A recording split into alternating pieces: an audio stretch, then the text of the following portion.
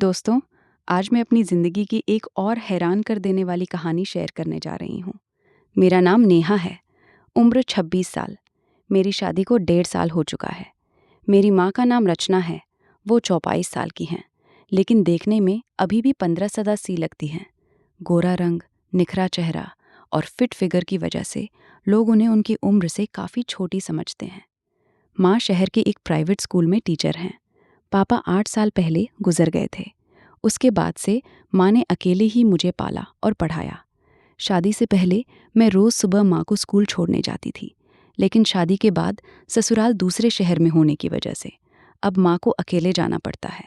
School काफ़ी दूर है और बस स्टैंड तक पैदल जाना उनके लिए थकान भरा हो गया था।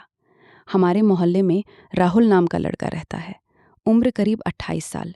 वो पहले बैंक में जॉब करता था, लेकिन अब घर से ऑनलाइन कुछ बिजनेस चलाता है। ज़्यादातर समय घर पर ही रहता है। पिछली बार जब मैं मायके आई थी तो मैंने राहुल से बात की। मैंने कहा, राहुल भैया, अगर कभी माँ को स्कूल जाना हो और मैं ना हूँ तो थोड़ी मदद कर देना, बस स्टैंड तक छोड़ देना। पैदल जाना अब उन्हें बहुत मुश्किल लगता है। राहुल ने तुरंत मुस्कुराकर कहा, दीदी कोई बात नहीं, आंटी जब भी कॉल करेंगी मैं बाइक लेकर हाजिर हो जाऊँगा। मैंने ये बात माँ को बताई तो उनकी आंखों में एक अलग सी चमक आ गई। उन्होंने कहा, बहुत अच्छा लड़का है राहुल, कितना समझदार और मददगार है। मैंने राहुल का नंबर माँ को दे दिया और वापस ससुराल चली गई।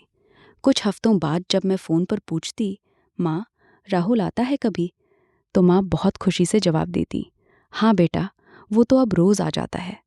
मुझे स्कूल छोड़ने और लेने दोनों बार आता है। अब तो पैदल जाने का नाम ही नहीं लेती हूँ। मुझे लगा कि माँ राहुल की बात करते वक्त अपनी आवाज़ में एक खास उत्साह रखती हैं। उनकी बातों में अब पहले जैसी थकान नहीं, बल्कि एक नई ताजगी महसूस होती थी। फिर एक दिन अचानक मेरे पति का ऑफिस का काम उसी शहर में पड़ गया। हम दोनों बिना बताए मायके पहुंच गए। पति ने मुझे गेट पर उतारकर खुद कुछ ज़रूरी काम से चले गए। बाहर राहुल की बाइक खड़ी थी।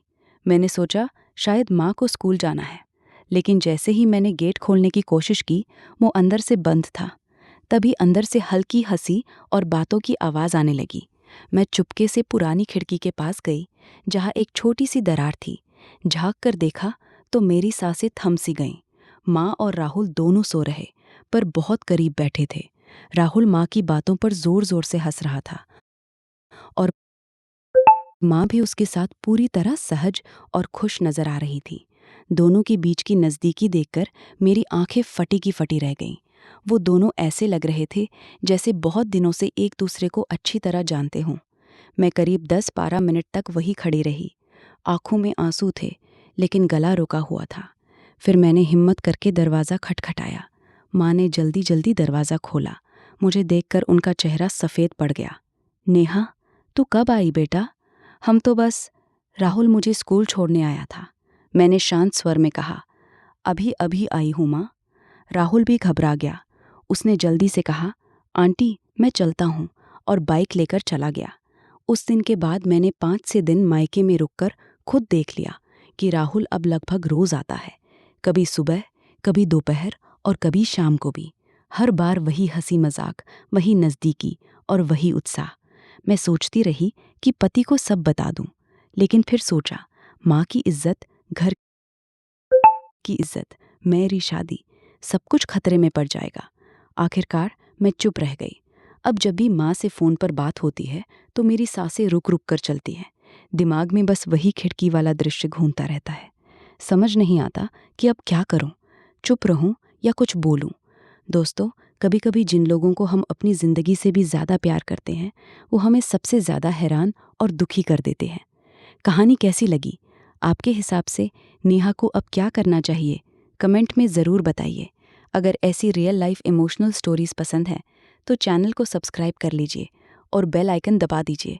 मिलते हैं अगली कहानी में।